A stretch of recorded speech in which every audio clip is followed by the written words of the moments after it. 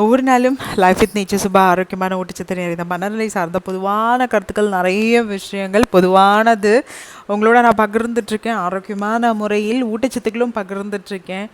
பருப்புகள் சொல்கிறீங்க, கீரைகள் சொல்கிறீங்க, பழங்கள் சொல்கிறீங்க, ஆனால் என்னென்னு சொல்ல மாட்டேங்கிறீங்க அப்படின்ற ஒரு கொஸ்டின் நான் பார்த்தேன். இப்போ உங்கள் நியர்பை கிடைக்கக்கூடிய இப்போ பருப்புகளும் கிழங்குகளும் உங்களுக்கு நல்ல ஒரு வளர்வு, அதாவது நல்ல ஒரு ஆரோக்கியமான ப்ரோட்டீனும் விட்டமின்ஸும் உடம்புக்கு தேவை. அப்போ நல்ல ஆரோக்கியமான கிழங்குகள், பருப்புகள் இப்போது சீசனுக்கு ஏற்ற மாதிரி இப்போ பனங்கிழங்குலாம் கிடைக்கும். ஸ்கிப் பண்ணாமல் வாங்கி அது சீசன் அப்போ தான் கிடைக்கும், கரெக்டாக. அதே மாதிரி சில பேர் மாம்பழம் சீசன் வரும், மாம்பழம் சீசன் அப்போ தான் வரும். பட் ஆரோக்கியமான முறையில் 1-2 போதுமானது, அளவுக்கு மீறி நான் எதையுமே சொல்லலை. அந்தந்த சீசனில் கிடைக்கக்கூடிய பழங்களுடைய சத்துக்களும் நமக்கு வேணுன்றத மஸ்ட்டு புரிஞ்சுக்கோங்க, சரியா?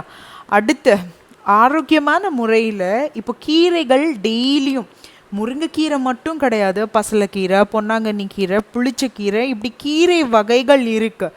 உங்களுக்கு நியர்பை என்ன கீரை வருதோ ஒரு நாளைக்கு மத்தியானத்தில் ஒரு கீரையாவது பொரியலோ கூட்டாகவோ இல்லை மஷியலாகவோ எடுத்துக்கோங்க. இது மஸ்ட்டு. நமக்கு ஆணோ பெண்ணோ கண்டிப்பாக அந்த சத்து உடம்புக்கு வேணும். ஊட்டச்சத்து பற்றாக்குறையாக இருந்தாலும் சில பிரச்சனைகளுக்கு சொல்யூஷனே தெரியாமல் இருக்கும்.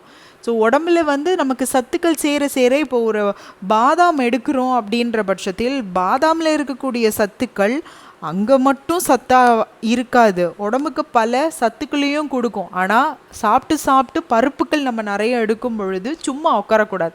உடல் உழைப்பு, ஆரோக்கியம், எக்ஸசைஸ், இது பருப்புகளுக்கு மட்டும் இல்லை, எந்த உணவு முறை எடுத்தாலும் ஒரு நடைப்பயிற்சியாவது கொடுங்க.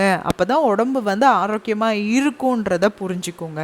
இப்போ பழங்களாக இருக்கட்டும், சில பழங்கள்லாம் சில பேருக்கு டக்குன்னு சளி பிடிச்சிரும், சில பேருக்கு அப்படி கிடையாது. ஏன்னா ஒவ்வொருத்தவங்களுடைய உடல்நிலையும் மனநிலையும் மாற்றம் கொடுத்துக்கிட்டே இருக்கும். ஸோ மஸ்ட்டு புரிஞ்சுக்கோங்க. அடுத்த ராத்திரியில் இந்த பதப்படுத்தப்பட்டது, ஆயிலு, புளிப்பு பசங்களை பொறுத்த வரைக்கும் வேண்டவே வேண்டாம். ஸோ மத்தியான நேரத்தில் மிதமான ஒரு சாப்பாடு கொஞ்சம் ஹெல்த்தியாக எடுத்துக்கோங்க. பருப்புகள், இந்த வெள்ளரிக்காய் அப்படியே சாப்பிட்லாம், ஆனால் சளி பிடிக்காமல் பார்த்துக்கோங்க. அதாவது அலர்ஜிஸ் கொடுக்குதான்னு பார்த்துக்கோங்க. சில பேருக்கு சில உணவுகள், இப்போ கோவக்காயெலாம் உங்களுக்கு ரொம்ப நீர்த்துவம் உள்ளது, அதை அழகாக ஒரு பொரியல் பண்ணி சாப்பிட்லாம், புடலங்காய் கூட்டு வச்சு சாப்பிட்லாம், அண்டு முள்ளங்கி சாம்பார் வச்சு சாப்பிட்லாம், அண்டு முருங்கைப்பூ நல்ல ஒரு துவையலாகவும் வச்சு சாப்பிட்லாம், பருப்பு சாம்பாரில் போட்டும் சாப்பிட்லாம். இப்படி ஆரோக்கியமான முறையில் ஹெல்த்தியாக ஒவ்வொரு நாளும் நீங்கள் எடுக்கும் பொழுது நல்லா வேலை பார்க்கும், திக்காகவும் கிடைக்கும், அண்ட் நல்லா சுறுசுறுப்பாகவும் இருக்கும், எனர்ஜியாகவும் இருக்கும். இது பசங்களுக்கு. அண்டு பெண்களுக்கு இரும்பு சத்து ரொம்பவே முக்கியம். ஸோ கீரைகள் அதுக்கு தான் நான் மஸ்ட்டு சொல்லுவேன். மஸ்ட்டு நிறைய ஆரோக்கியமான கீரைகள் எடுக்கும் பொழுது, நீங்கள் பேரிச்சம்பழம், அத்திப்பழம் மட்டும் இல்லை, கீரைகள் கொஞ்சம் அதிகமாக எடுக்கும் பொழுது, அதிகமானா ஒரே நாளில் சாப்பிட சொல்லலை, டெய்லியும் கொஞ்சம் கொஞ்சம் எடுக்கும் பொழுது அதனுடைய சத்து உடம்புல இன்றைக்கே சாப்பிட்டு இன்றைக்கே சேராது, தொடர்ந்து நீங்கள் எடுக்கும் பொழுது ரிசல்ட் இருக்கும் அப்படின்ற அறிவுரை தான் உங்களோட நான் பகிர்ந்துட்டுருக்கேன். So now clear. எந்த ஒரு உணவாக இருந்தாலும் சரி, இப்போ பசங்களை பொறுத்த வரைக்கும் ஃபாஸ்ட்டாக வேணும், திக்காக வேணும், குழன்னு வேணும், அண்ட் நல்லா நிற்கணும் அப்படின்ற ஒரு கொஸ்டினுக்கு உணவு முறையை கரெக்டாக நீங்கள் பேலன்ஸ் பண்ணிங்களா எல்லாமே சரியாக ஆகும். மனசை கொஞ்சம் கிளியராக வச்சுக்கோங்க. இந்த மனசு ரொம்ப குழப்பமாக இருந்ததுன்னா கண்டிப்பாக ஒரு கவுன்சிலிங் உங்கள் நியர்பை எடுத்துக்கோங்க.